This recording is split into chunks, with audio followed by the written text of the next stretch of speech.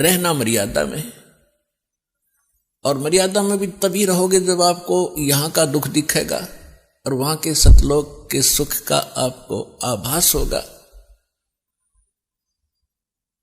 और फिर धीरे धीरे कैसा समाज बनेगा, या माया की जो दौड़ है या आग लगी हर एक के अंतःकरण में, या शांत होएगी।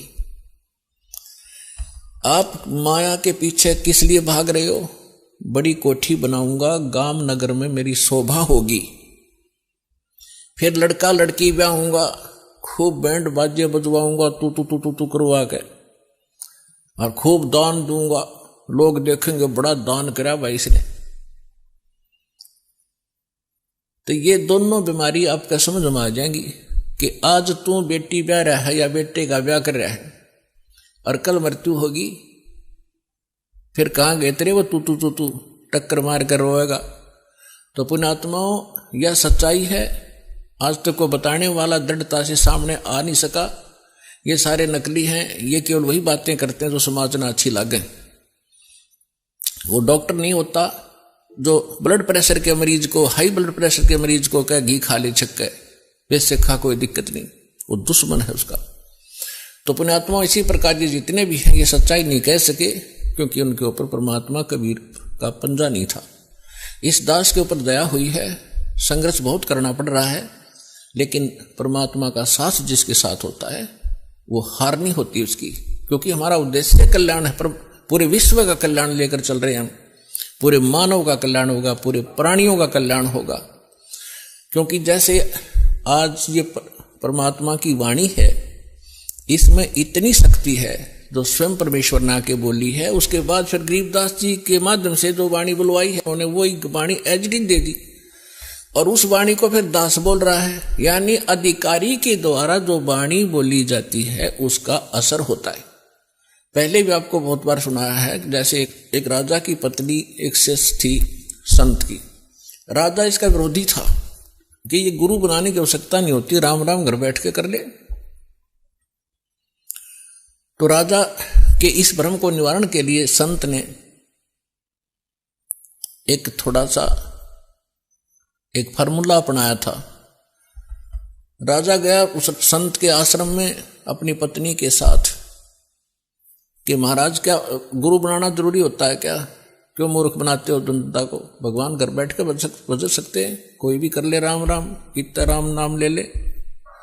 तो संत जी ने सोचा ये राजा है, यहां नाराज घना हो जाएगा जब मैंने कुछ उल्ट सुल्ट जवाब दे दिया। तो उसको कहा, राजन अब मुझे अपनी भक्ति का समय हो गया है, इसमें काफी समय लगेगा, मैं आपका प्रश्न का उत्तर दूंगा, मैं कभी घर आऊंगा आपके, वहां दे दूंगा, वहां कभी आपको विस्तार से समझाऊंगा, तब समझ में आएगी। राजा बोला ठीक है।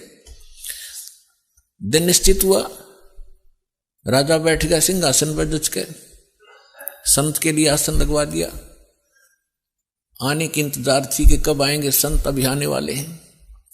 सामने सैनिक बॉडीगार्ड खड़े थे, वजीर खड़े थे, कुछ बैठे थे। जब संत पहुंचे वहां पर,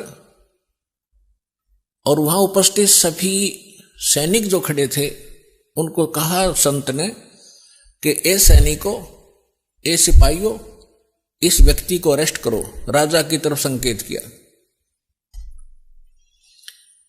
अब वो सिपाही सोच रहे थे ये मंदबुद्धि व्यक्ति क्या बकवास कर रहा है। उस संत ने दूसरी बार फिर कहा, तीसरी बार फिर कहा, लेकिन कोई टस से मस नहीं हुआ।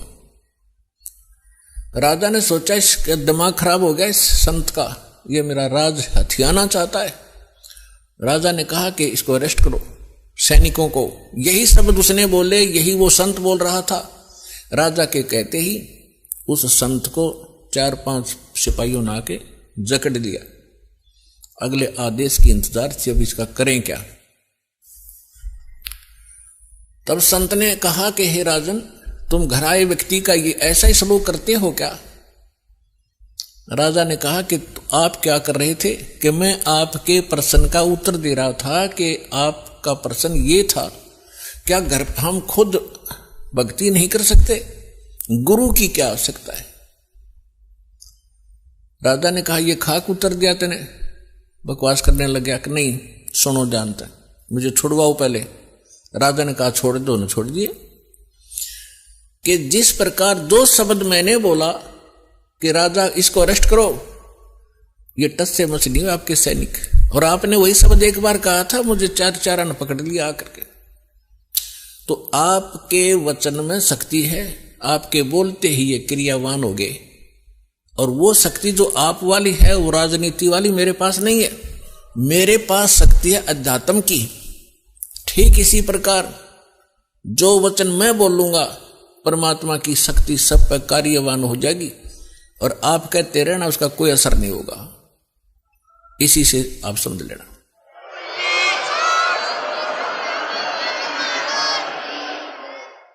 तो इसी प्रकार ये दास उस परमात्मा का कृपा पात्र है, उसी की कृपा से ये सच्चा ज्ञान आप तक पहुंच पा रहा है। तो उस परमात्मा का आदेश और फिर इस दास के मुख से आगे चलेगा, ये सर्व प्राणियों का कल्याण करेगा।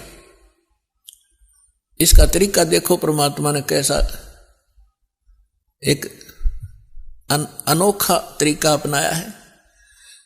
कैसे चिप बनवा दी, मेमोरी कार्ड जिसको कहते हो, टेलीविजन प्रोजेक्टर बनवाए, इंटरनेट वेबसाइट यूट्यूब बनवा दी,